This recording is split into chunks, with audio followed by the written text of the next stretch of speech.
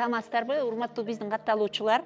Биз сиздерге айыл жериндеги мөмө жемиштерди кантип кургатуу технологиясы боюнча видеоролик тарткан болчубуз. Ошондо абдан көп сунуштар түшүп, кайрадан биз үйдүн шартында өрүктү кантип туура кургатуу керек, ошол жөнүндө мастер класс өтүп берүүнү туура чечтик.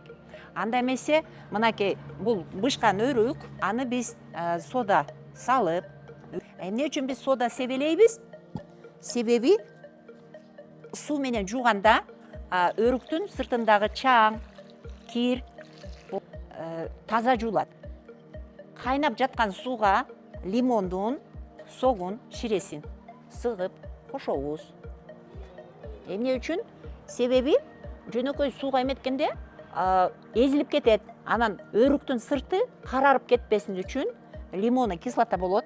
Анан кийин үйдүн шартында кургаган дары чөптөрдү, бул кадимки эле жалпыз мята деп коебуз, арыктын жээгинен эле терилип алынган мятанын жалбырактарын мына ушинтип кичинекей марлеге түйүп, кайнап жаткан сууга салып коебуз.